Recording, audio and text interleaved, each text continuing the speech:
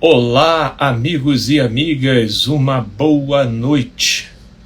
Estamos aqui começando mais uma live, com gravação simultânea aqui também com o meu perfil no TikTok. A nossa proposta de hoje é perguntas e respostas. E por quê? Eu tenho me proposto a responder questões que me são enviadas pelas minhas redes, sejam nos comentários dos vídeos que eu posto aqui no TikTok, seja no direct do Instagram ou enquetes que eu também faço a partir do meu Stories no Instagram. Então eu vou recebendo muitas questões e boa parte delas eu consigo produzir um vídeo curto para responder as questões que me são enviadas. Mas existem algumas questões, tá, que pelo modo prolongado e complexo eu tenho muita dificuldade em conseguir resumi-las e sintetizá-las num vídeo curto, que acaba sendo a proposta tanto do Reels quanto dos vídeos no TikTok. Então, por essa razão, eu resolvi propor uma live, como essa que estamos aqui, para fazermos uma conversa e debatermos as questões mais prolongadas, um pouco mais complexas, daquelas que eu recebo. A primeira delas que eu recebi, e ela fala de sonhos, ok? Você tem sonhos? Como que você lida com os seus sonhos? Como você os interpreta, tá? Então eu vou começar aqui com a leitura da questão que me foi enviada. E sonho, se a gente não partir, obviamente, para uma adivinhação, tá? Ou para uma tentativa, né, de especulação do que seja ou deixa de ser, sonho, pelo menos do ponto de vista psicológico, ele só pode ser melhor analisado a partir de um histórico mínimo da vida de quem sonhou. É por isso que quando me mandam questões sobre sonhos, né, sejam nos comentários ou nas minhas redes, dificilmente eu consigo responder de maneira adequada, tá? Em respostas curtas dos vídeos que eu gravo todo dia. Então eu quero tirar aqui esse espaço para comentar uma questão que me foi enviada e que particularmente eu considero válido. Até porque, infelizmente, no meio evangélico, no meio religioso, ou esse tema é tratado de maneira excessivamente supersticiosa, ou esse tema é tratado como um tabu, ou seja, ele não é falado, né? E a questão que me foi enviada foi a seguinte: pastor, sonho com acontecimentos futuros e sempre acontece às vezes, às vezes eu não consigo interpretar e alguns sonhos me dão medo, queria orientação. Eu então peço para a pessoa, para que ela aqui pelas minhas redes pudesse me mandar um pouco mais, tá, acerca da vida dela, para a gente tentar aqui ter uma elaboração básica do desafio que ela vivencia, tá? Então eu vou partir aqui para uma descrição por alto, procurando preservar da melhor maneira possível a identidade da pessoa, que é o que não cabe aqui revelar. Inclusive, essa é a minha proposta, de receber a questão de vocês e de tentar respondê-las conforme aquilo que eu sei, que eu entendo, que eu vivo, que eu trabalho, que eu estudo. Todavia procurando preservar a identidade de cada um de vocês. Isso porque a sua questão pode acabar sendo também uma questão para muitas outras pessoas. E então aqui eu tenho um esboço da vida dessa pessoa que me mandou essa questão sobre o sonho, e ela fala o seguinte: Venho de uma família evangélica e católica, ou seja, de natureza cristã. E desde nova tenho sonhos. Uma vez um parente distante veio conhecer os sobrinhos e rever os familiares. E no final de semana seguinte, eu sonhei com um homem de branco deitado na grama com uma facada no peito sem sangue. Quando acordei, comentei com a minha mãe, e quando foi a hora do almoço, chegou a notícia de que ele tinha infartado. E ao longo dos meus 45 anos fui tendo vários sonhos, até mesmo quando passei por um parto difícil. Eu, em minhas orações, pedi, se não pudesse salvar os dois, que salvasse só o meu filho. E quando acordei, estava em uma sala e minha família já tinha sido avisada que eu não ia sobreviver. E eles estavam chorando, levaram o bebê para eu ver e eu disse que não precisava chorar, porque meu Deus já me falou que eu não vou morrer. E assim foi. E até a morte do meu pai eu senti. O ambiente que eu estava foi tomado pelo cheiro de flores. Ou seja, ela percebeu a conexão de que a morte do pai se aproximava, porque o ambiente em que ela estava ficou carregado pelo cheiro de flores.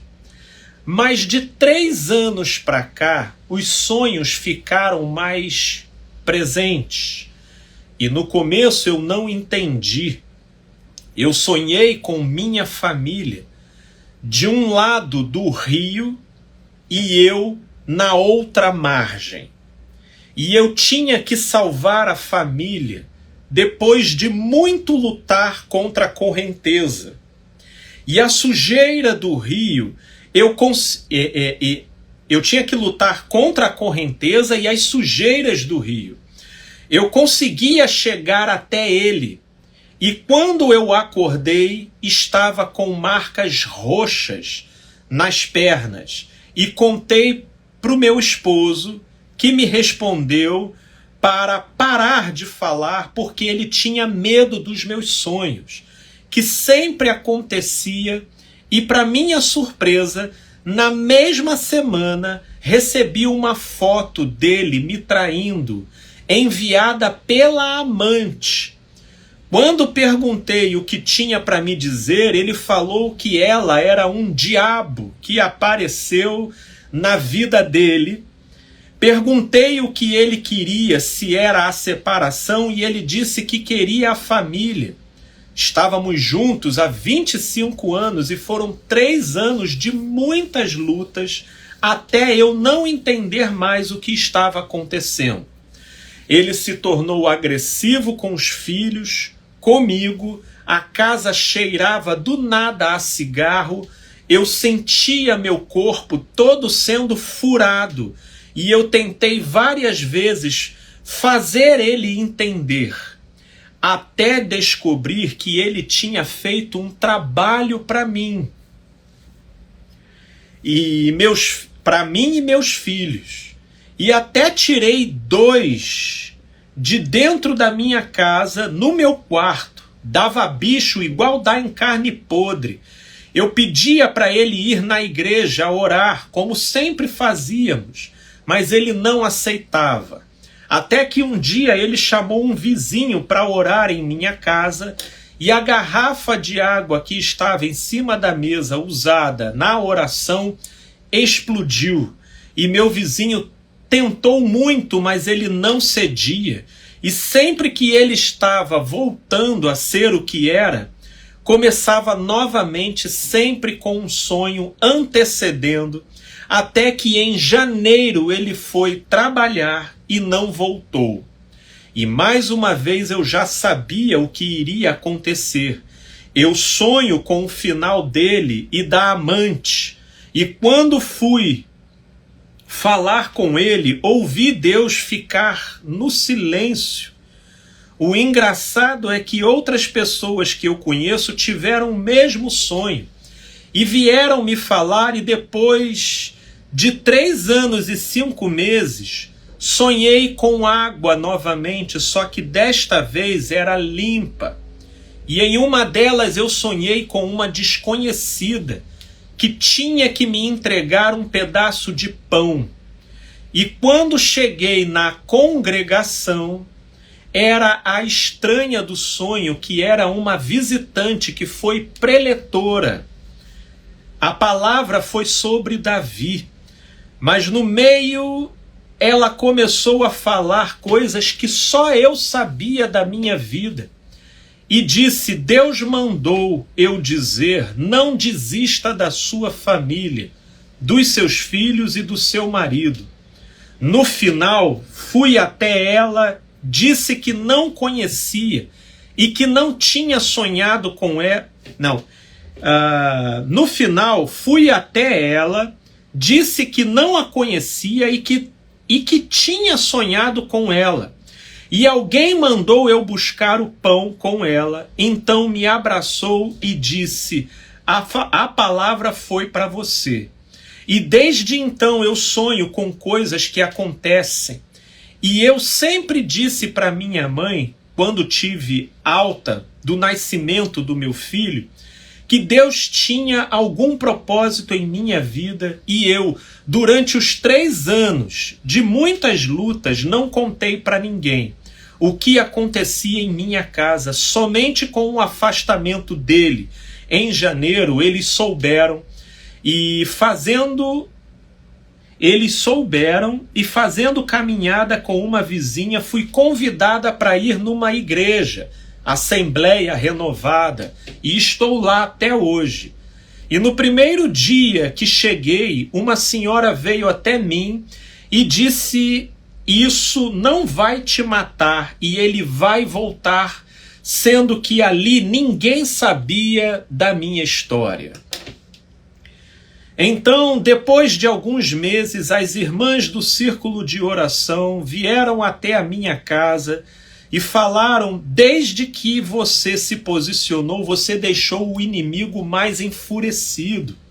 E essa mulher tem muita raiva de você e seus filhos.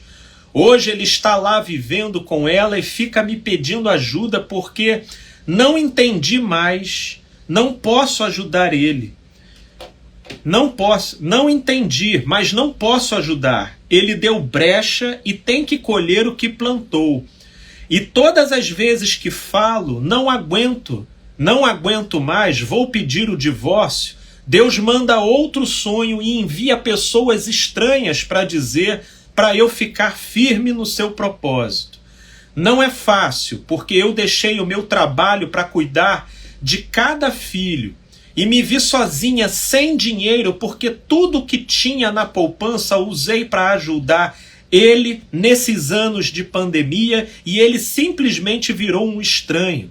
Até com os filhos, os meninos, não consegui chegar perto dele. E quando eu me aproximo, ele diz que eu estou queimando ele. Meu trabalho, que era apenas para as minhas coisas, virou a renda da minha casa. Hoje, depois de 10 meses afastado, se ele veio ver os filhos 5 vezes, foi muito.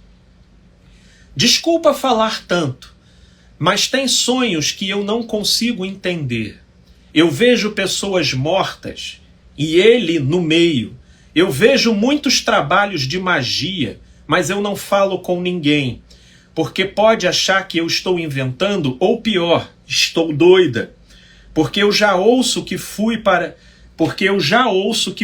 a igreja para conseguir o marido de volta, mas não foi. Quando eu descobri que ela tinha feito um trabalho para destruir eu e meus filhos, que a prima dele, que é espírita, viu, ela disse: se você quiser mandar de volta para ela. Eu disse: nunca vou fazer isso. Ela então disse: dobra os teus joelhos e pede a Deus para salvar vocês, e desde então estou no joelho e jejum. Me desculpa mais uma vez. Querida, deixa eu dizer uma coisa para você. O primeiro ponto. Você tem uma sensibilidade aguçada dentro daquilo que hoje, pela ciência, nós podemos conhecer pelo nome de sensitiva. A sensibilidade aguçada é uma percepção diferenciada, mais fina da realidade e que consegue captar energias, vibrações dentro de uma frequência que, creio eu, que em função da queda ficou como um potencial depreciado nas nossas funções anímicas e psicológicas.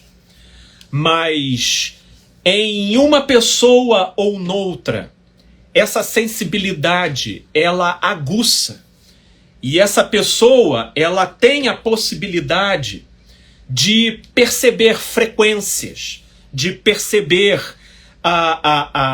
situações, vibrações e elementos. Inclusive, um estudo mais acurado, hoje, inclusive, com com os avanços e os entendimentos da física quântica, com a relativização do tempo, com o presente, passado e futuro hoje sendo plenamente comprovado ser apenas uma distorção da nossa própria percepção de realidade, porque, na verdade, presente, passado e futuro, em tese, acontecem simultaneamente.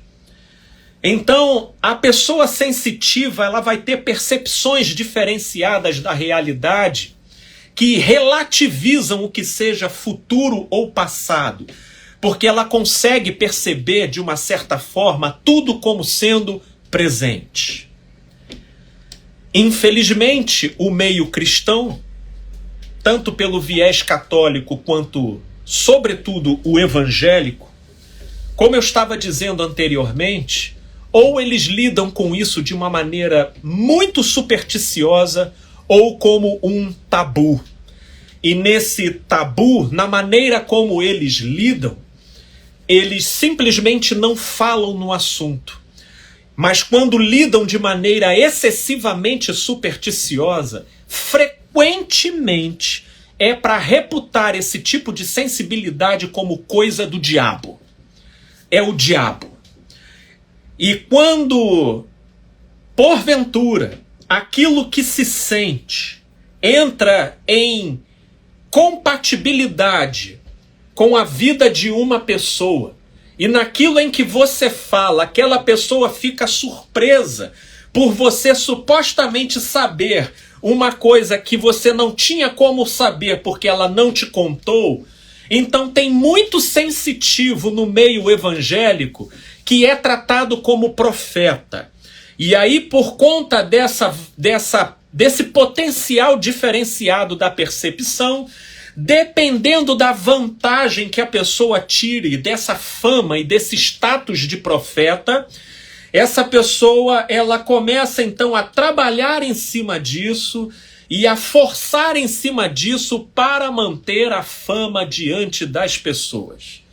Para manter a fama diante das pessoas. Mas no que diz respeito a esse quesito, nós estamos falando aqui de um fenômeno humano. Como diz Friedrich Nietzsche, humano, demasiadamente humano. Nessa sensibilidade diferenciada, nós estamos falando de um potencial psíquico humano. Sim, como eu disse no início, uma prerrogativa comum a todos nós e que ficou depreciada após aquilo que a teologia chama de queda, ou que a psicologia da evolução também entende como uma certa depreciação no curso do nosso desenvolvimento. Mas independente do nome que se queira dar, esse potencial que outrora era comum a todos nós, ele hoje se torna mais despontado em num e noutro caso. A vertente espírita já gosta de se utilizar desse potencial para criar não só estímulos, mas maneiras de otimizar e de você melhor controlar e fazer gestão desse potencial. Então, nessa direção, acaba se criando um estímulo, mas nisso eles vão tentando dar um direcionamento para que, pela via do aperfeiçoamento dessa característica, você inclusive tenha condições de ajudar outras pessoas nesse plano ou em outro plano. Se você for para o braço da ciência, pessoas sensitivas, inclusive, são convidadas. Lá nos Estados Unidos, você pega documentários do Discovery Channel, eu inclusive assisti alguns, delegados de polícia americano, quando chegavam em determinados casos altamente truncados e complicados, eles então convidavam videntes para poderem participar das investigações, e esses considerados e chamados videntes ou sensitivos, eles entravam dentro do local e eles conseguiam identificar a energia psíquica impregnada no local. Porque é essa sensibilidade diferenciada que o sensitivo consegue capturar.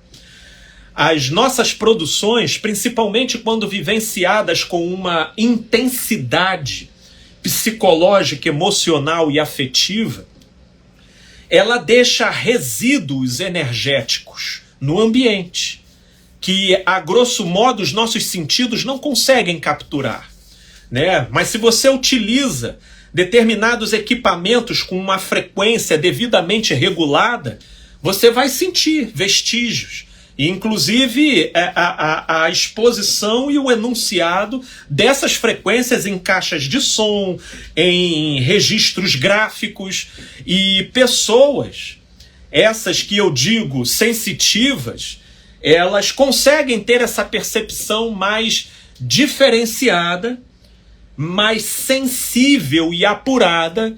E nesse caso, lá nos documentários, vocês podem acessar aí para assistir se quiserem, a pessoa conseguia enxergar, visualizar a roupa de quem estava ali, se quem estava ali estava nervosa ou se estava triste, né? Conseguia capturar inclusive certos movimentos, determinadas características de elementos que estavam presentes na hora do acontecimento, que no caso ali estava sendo investigado. Portanto, nessa direção, eu quero só aqui destacar que a questão sensitiva, a questão da sensibilidade, é uma fenomenologia humana.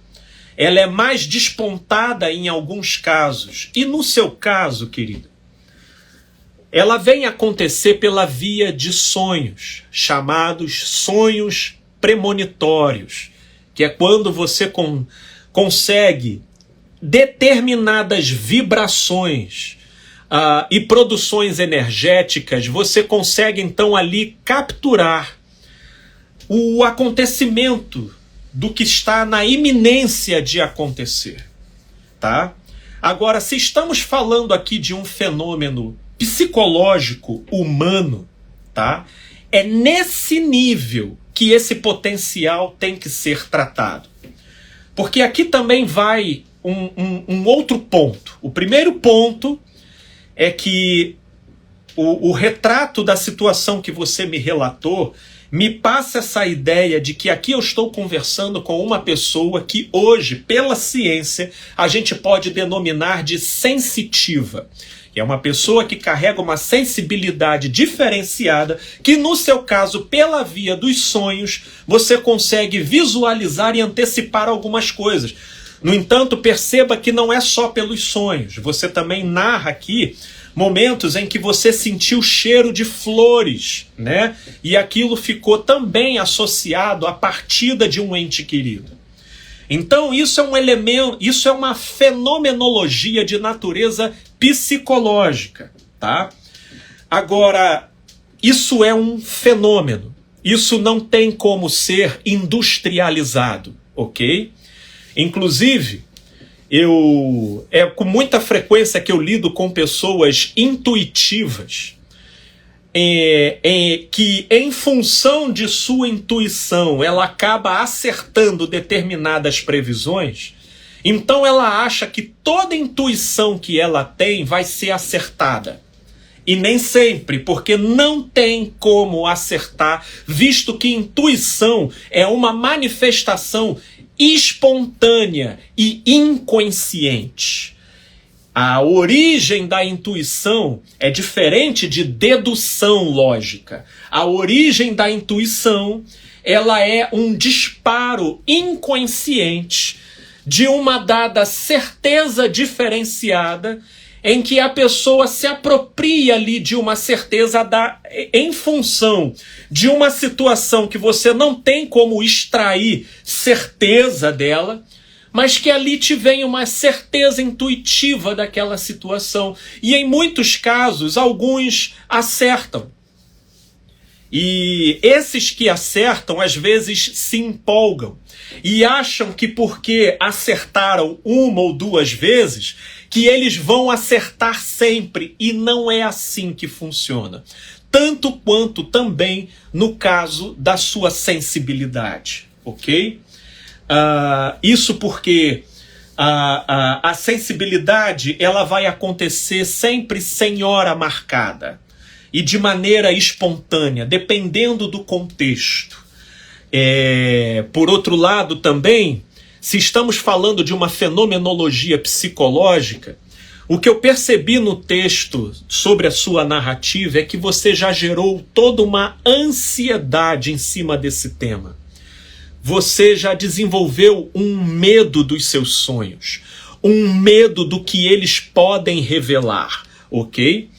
E nessa direção, essa ansiedade ela pode criar um efeito de autossugestão, produzindo em você uma autoindução de, pela via da ansiedade, incitar você a determinadas sensações e sensibilidades que tem muito mais a ver com a sua própria ansiedade do que com alguma previsão do que esteja acontecendo ao seu redor. Esse também é um outro aspecto. E um outro aspecto também que eu percebi, minha amiga, é como que essa sua vivência acabou ficando muito envolvida e cercada de excesso de superstição, ok? A superstição é quando se começa a gerar uma determinada razão sem uma devida causa ou origem plausível sobre ela. E é nessa direção que eu teria muita cautela nas interpretações que você está fazendo, por exemplo, do sonho que você teve um pouco antes do seu marido se transformar e sair de casa. Porque, minha amiga, dentro do relato que eu li, pensa comigo aqui uma situação. Excluindo o sonho que você teve, tá? Tira o sonho. Vamos pressupor que você não teve o sonho. Eu vou apenas analisar o movimento e a dinâmica que teve com o seu marido. Se eu inclusive me utilizar de um ensinamento trazido por Jesus, vai ser com ele que eu vou me valer para então fazer uma narrativa sobre esse comportamento do seu marido.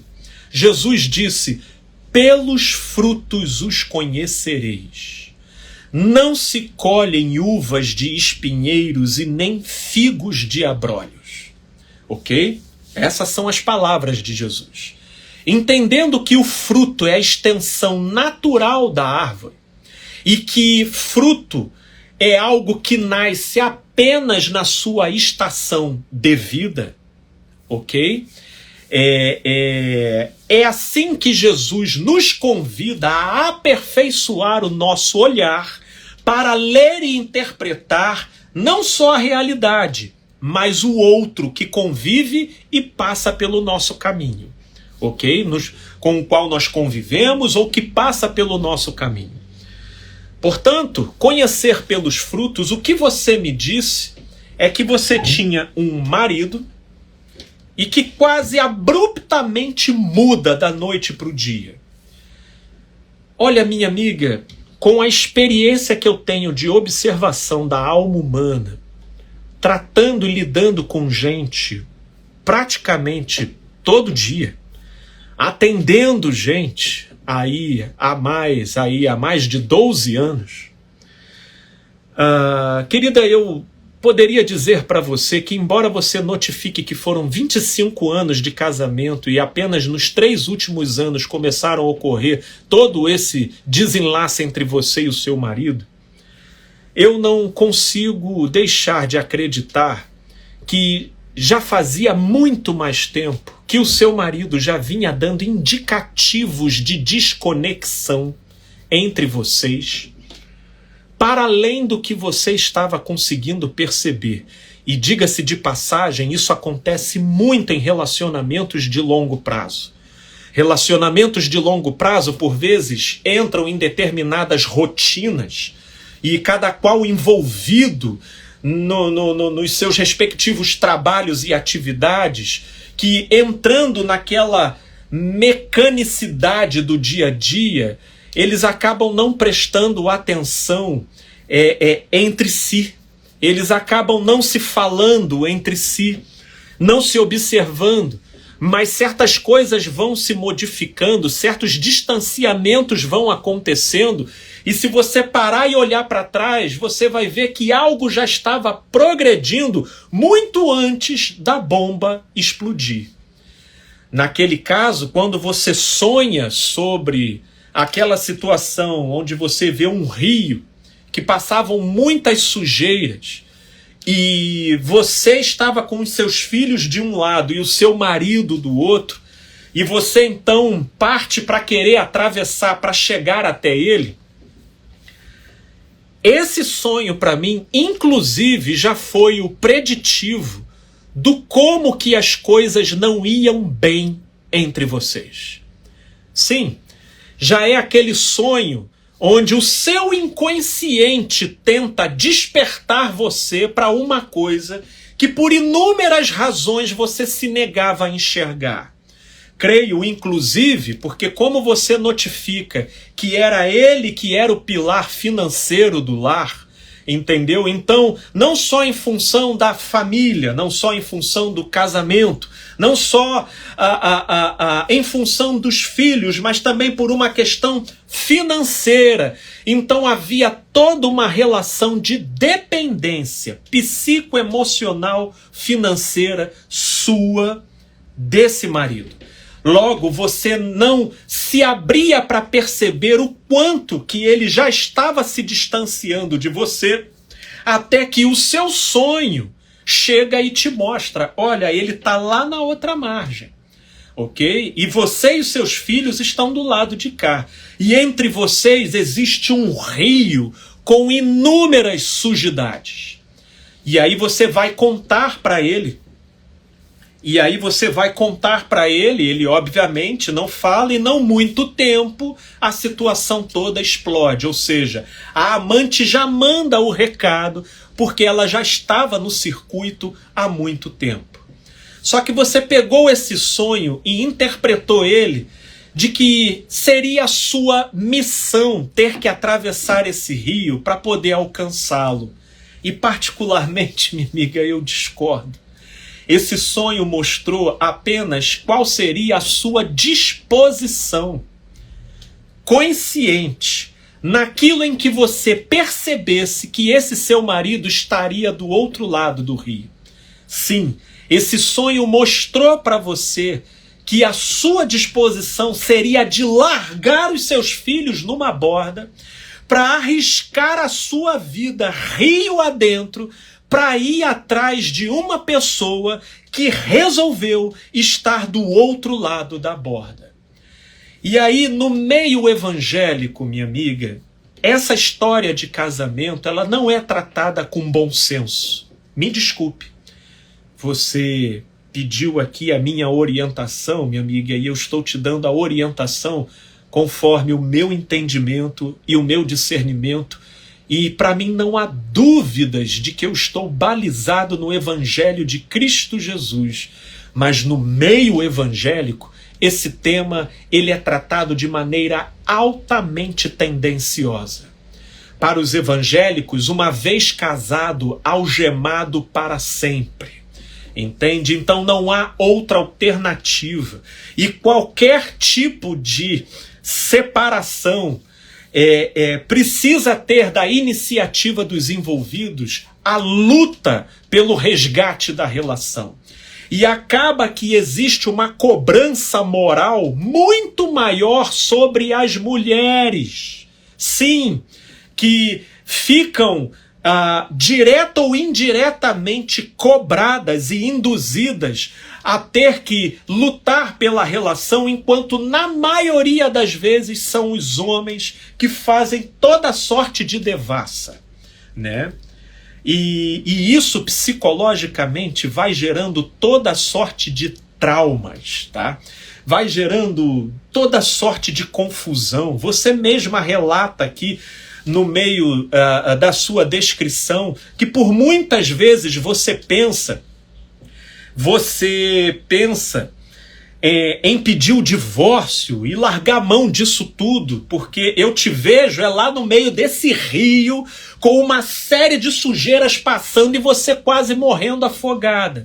Mas como você disse, parece que sempre vem um sonho novo e que você interpreta nessa direção e que acaba sendo confirmado pelo discurso de pessoas desconhecidas nas igrejas pentecostais evangélicas que você vai, cuja mentalidade é praticamente de que o papel da mulher é viver administrando as imaturidades e insandices de maridos treslocados até que, porventura, num dado momento, eles retornem para casa.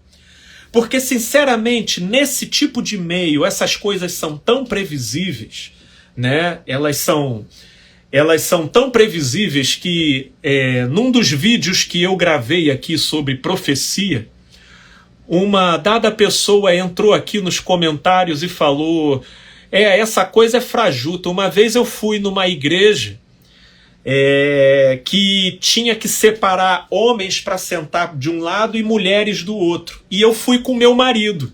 E porque a igreja funcionava dessa forma, eu sentei de um lado e ele sentou do outro. Não demorou muito para que chegasse uma profeta do meu lado e dissesse: Deus vai colocar uma pessoa na sua vida. Aí ela virou para ela e disse: ele está sentado lá do outro lado, querido. Porque a grande verdade é que nesses meios,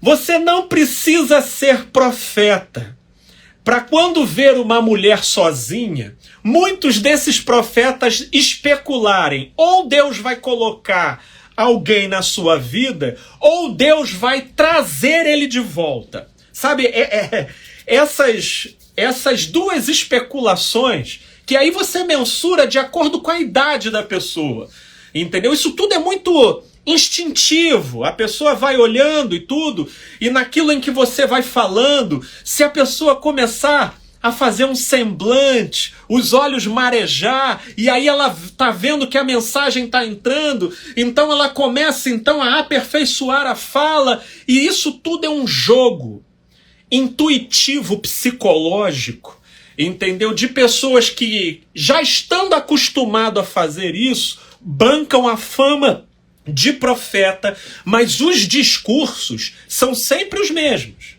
Eu quero ver nesse tipo de ambiente alguma profeta lá virar e dizer para você: olha, querida, você tem que separar.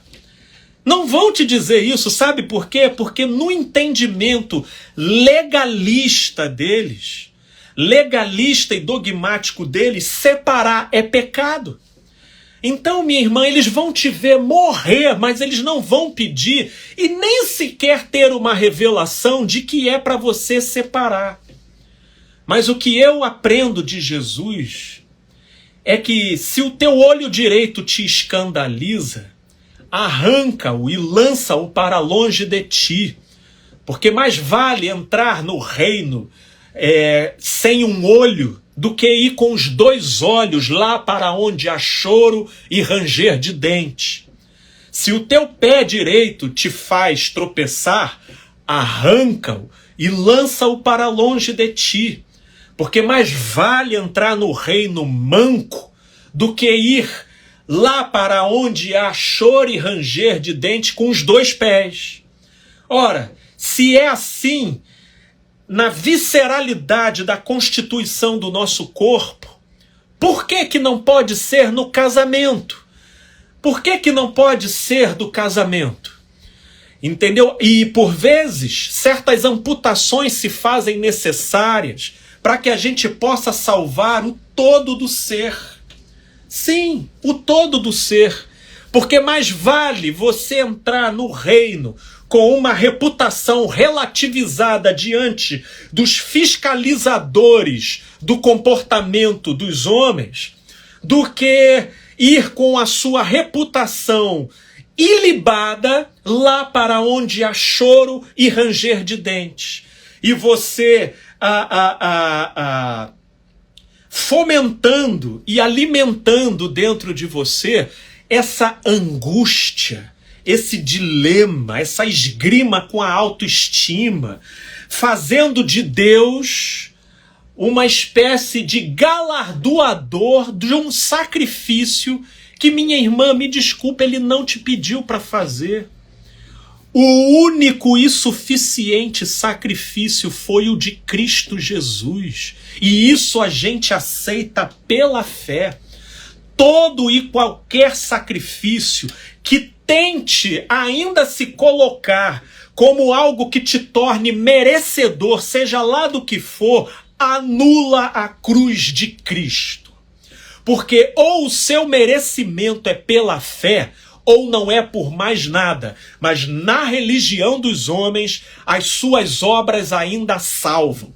Por isso é que com essa teologia barata, eles negam a graça de Deus em favor de te estimular a um sacrifício que na cruz de Cristo se torna desnecessário.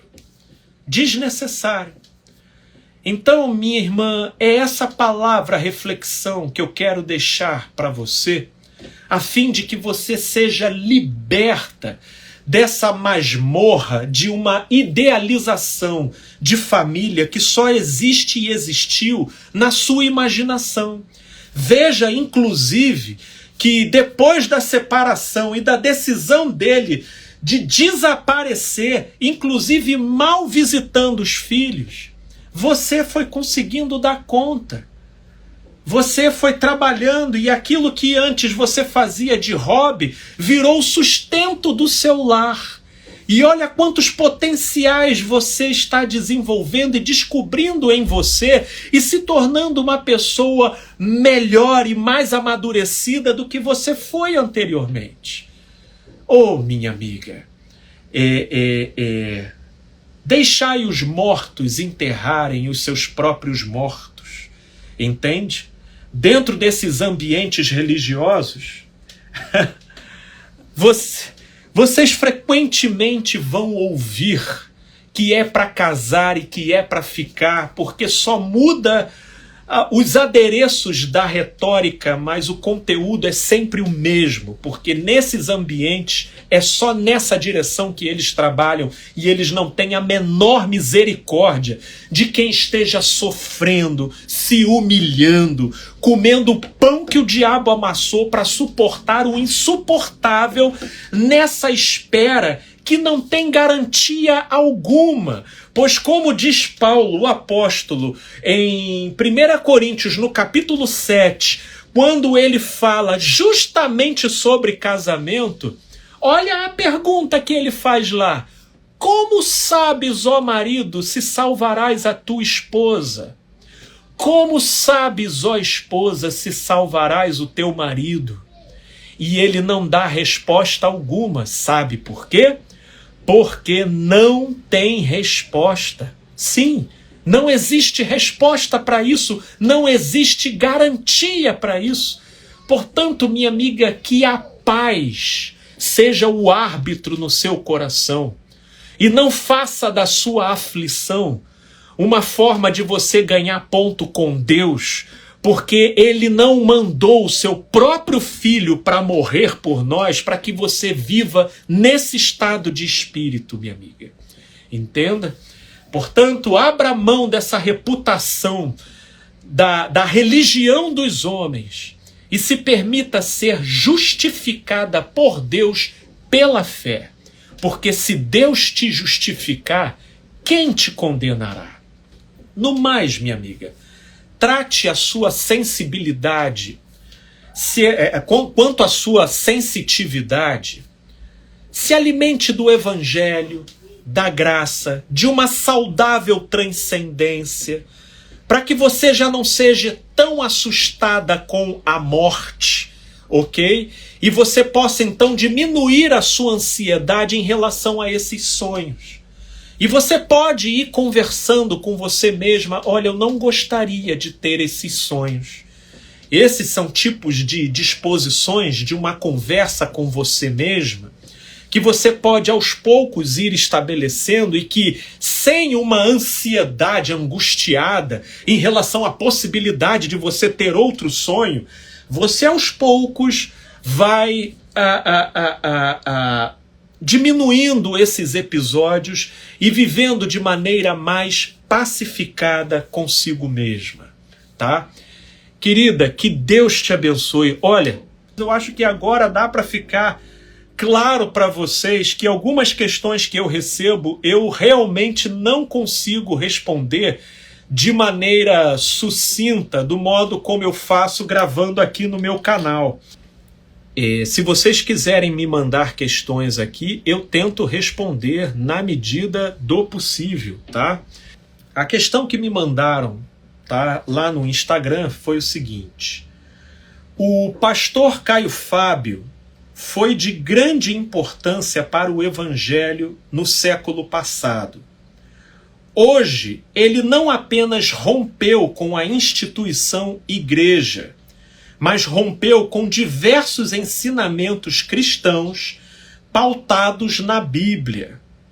Qual sua visão dele hoje, baseado na luz do Evangelho?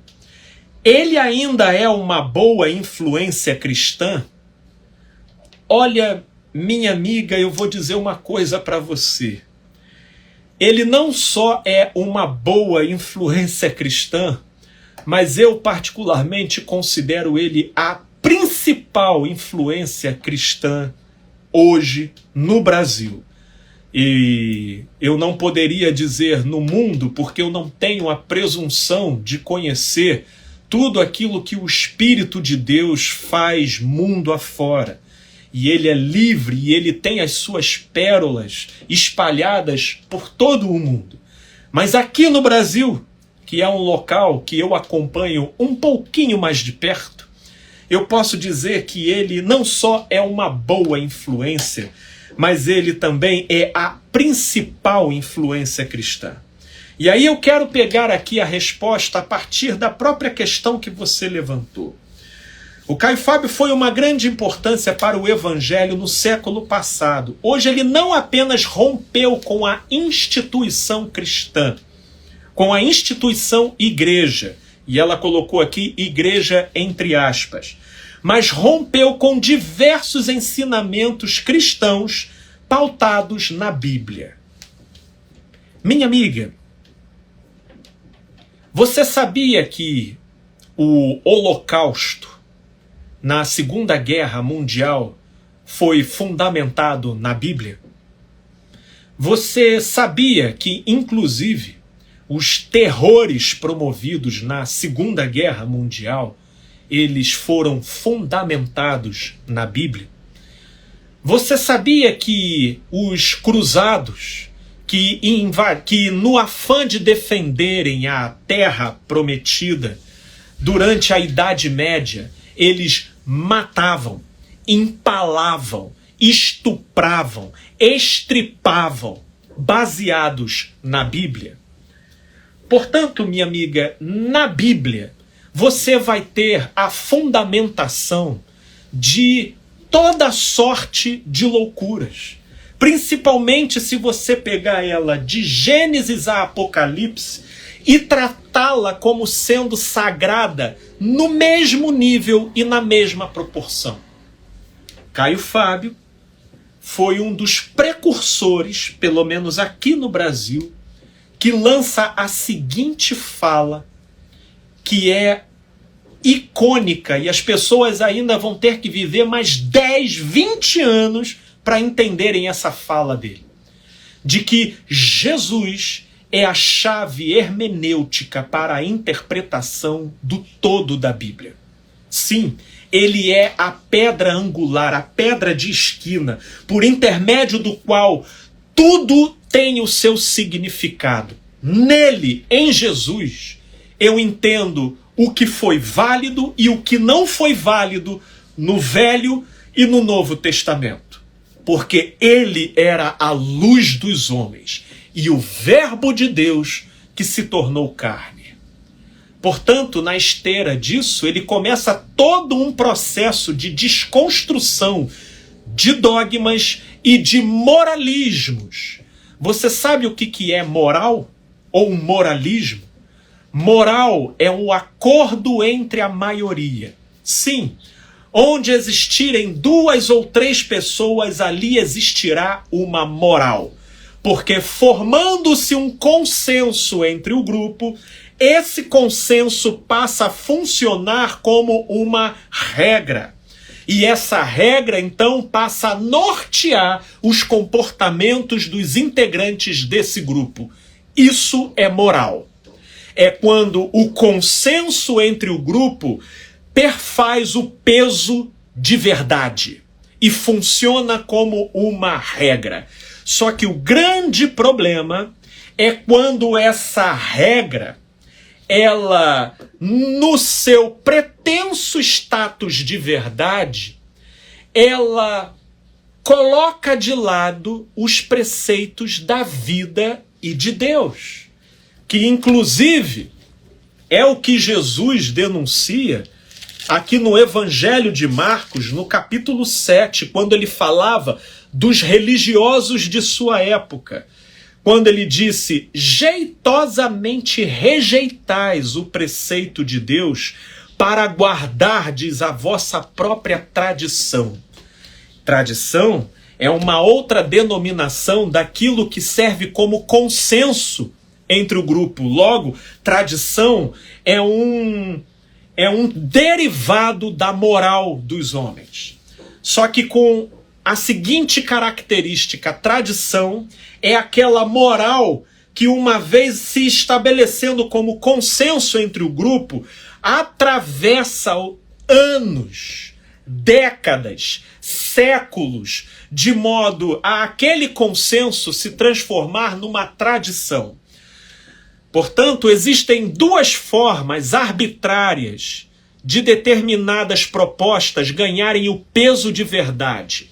Uma é pela via do consenso dos homens, outra é pela via desse consenso atravessar anos sem ser refutado. E aí, uma vez estabelecendo isso, nasce a tradição.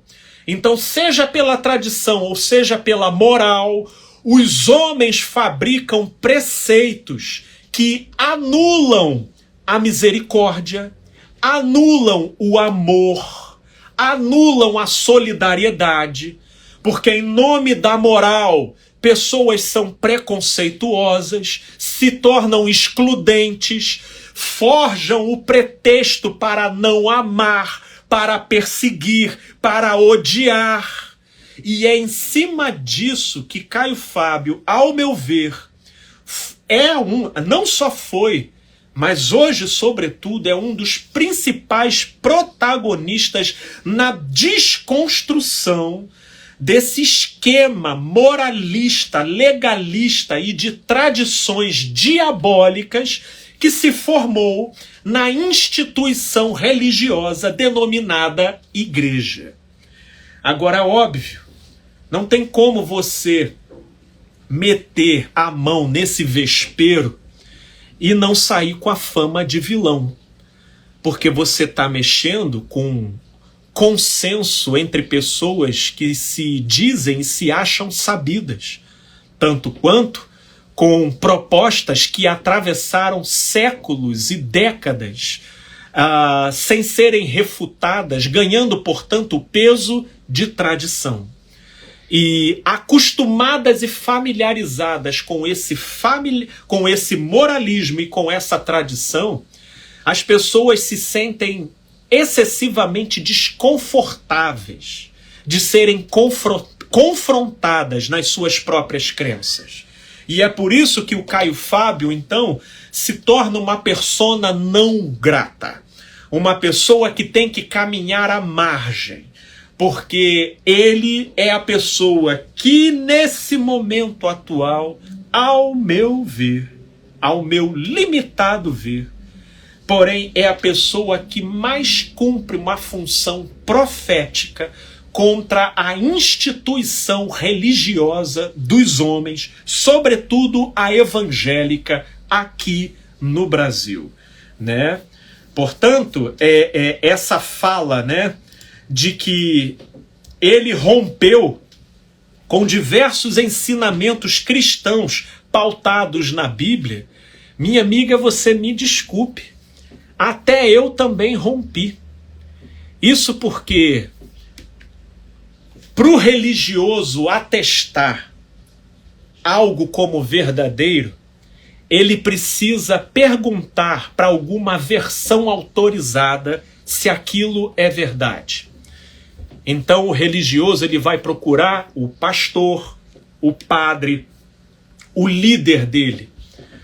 Só que o discípulo de Cristo, aquele para quem pela fé se cumpriu o que está descrito lá em Hebreus, no capítulo 8, que diz, a partir do verso 10, porque esta é a aliança que firmarei com a casa de Israel. Depois daqueles dias, diz o Senhor, na sua mente imprimirei as minhas leis. Também sobre o seu coração as inscreverei. E eu serei o seu Deus, e eles serão o meu povo. E não ensinará jamais cada um ao seu próximo, nem cada um ao seu irmão, dizendo, conhece o Senhor, porque todos me conhecerão, desde o menor deles até o maior. Pois para com as suas iniquidades usarei de misericórdia, e dos seus pecados jamais me lembrarei. Sim, para quem vive essa aliança aqui pela fé, se crendo perdoado, ele se permite olhar para a própria realidade, verificando os frutos de suas próprias obras, se eles apontam para a validade ou não dos seus próprios comportamentos. Mas o religioso, ele tem medo de pecar por causa de uma ira ensandecida de um Deus que mais parece Zeus da mitologia grega, ao mesmo tempo que com o pavor de ter a sua reputação comprometida no meio do grupo religioso. Mas aí, minha amiga, isso é que é a grande questão que eu vejo que Caio Fábio e muitos outros, mas eu o vejo como o principal, trabalha com a mensagem do Evangelho para desconstruir esse malefício diabólico que a religião dos homens construiu e permeou o meio religioso evangélico, promovendo uma grande alienação, não a partir da verdade da vida, mas baseado em consensos interpretativos e tradições. e propostas que, porque ultrapassaram anos e séculos, viraram tradições. Mas a verdade da vida é, e ela fala por si mesma. Como o próprio Jesus dizia, quando Jesus recebeu a fama, lá em Mateus capítulo 12, recebeu a fama de comilão e beberrão, amigos de pecadores e publicanos. Ao invés de Jesus querer correr para poder se justificar e tentar explicar o porquê que ele não deveria receber aquela fama, Jesus disse: mas a sabedoria será justificada pelas obras. Sim, as próprias obras falam sobre a verdade. As próprias obras falam sobre a sabedoria.